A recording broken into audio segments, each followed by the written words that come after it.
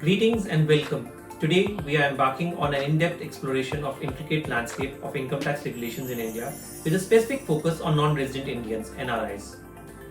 Many NRIs often have common queries and concerns such as whether they are required to file income tax returns in India, the appropriate timing and procedure for filing returns, key considerations during filing process, and strategies to minimize tax liability while avoiding dual taxation in both India and the country of residence. Worry not, as we will delve deep into each of these subjects with a dedicated segment for each one. Stay tuned by subscribing to our channel and don't forget to like and share our content. We are here to guide you through every step, ensuring a clear understanding of all your concerns related to NRIs and income tax. In our initial segment, we will explore the concepts of resident, non-resident, ordinary resident, and non-ordinary resident within the framework of Indian taxation laws. Grasping the nuances of residency status and taxable income is imperative for NRIs as they navigate the intricacies outlined in the Indian Income Tax Act of 1961. Segment 1. Residential status and global income. As an NRI, the decision to file income tax returns in India hinges on your residential status for the financial year. Let's unpack this critical aspect. NRIs should file income tax returns in India if they have earned income within the country during the financial year. The determination of an NRI's income taxes in India is intricately tied to their residential status as per the Indian Income Tax Act of 1961. If your status is resident, it's essential to note that your global income becomes taxable in India. This means that any income earned anywhere in the world is subject to taxation in India. Conversely, for NRIs who are citizens of India but working overseas, only the income earned or accrued in India is taxable in India. This includes salary received in India, income for services provided in India, income from a house property situated in India, capital gains on the transfer of assets located in India, and income from fixed deposits or interest on a saving bank's account in India. Resident, ordinary resident, non-ordinary resident. Now let's delve into the finer distinction of being an ordinary resident or a non-ordinary resident. Section 6 of the Income Tax Act 1961 states that any person is said to be an NRI if they are not a resident of India. Then this brings us to our next question. How to determine if a person is deemed to be an Indian resident? They will be deemed to be an Indian resident if they fulfill any of the two conditions given here in any previous year. Here, previous year means period starting 1st April and ending 31st March. Condition 1. If they are residing in India for a tenure of 182 or more days during the previous year. Or Condition 2. If they stay in India for 60 days or more during the previous year and 365 days or more during the 4 years immediately preceding the previous year.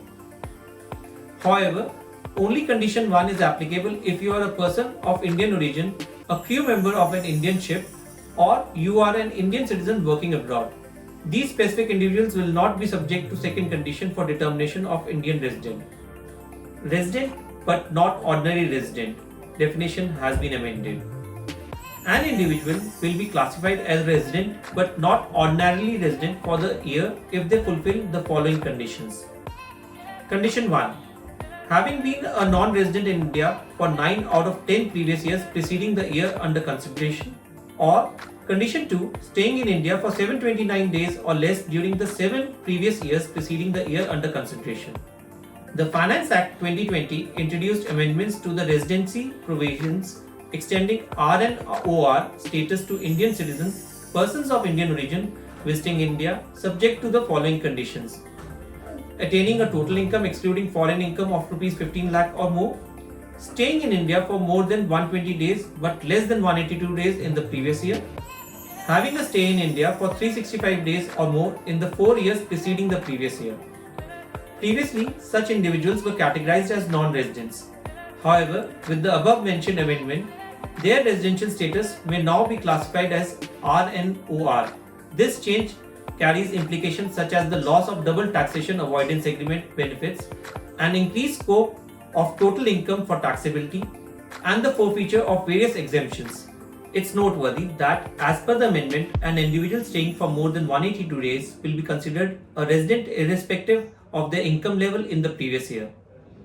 A novel term, deemed residency status, was incorporated into the Finance Act of 2020 The introduction of this concept entails that Indian citizens earning over Rs 15 lakh from sources within India will be deemed residents of the country provided they are not obligated to pay taxes in any other jurisdiction.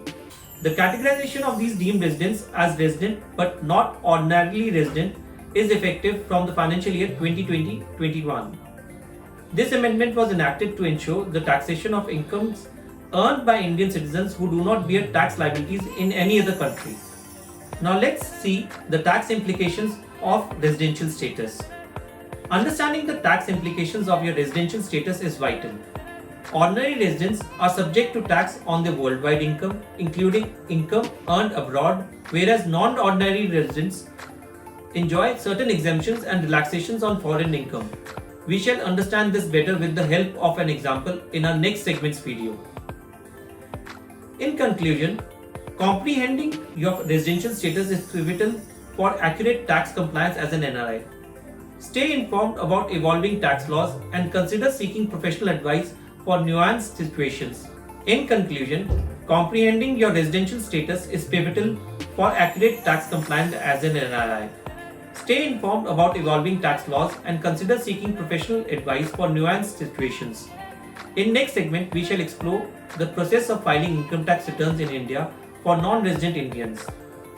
Thank you for joining us on this comprehensive journey through NRI taxation in India. If you found this information valuable, don't forget to like, share and subscribe for more in-depth financial insights. Until next time, empower yourself with knowledge and make informed financial decisions.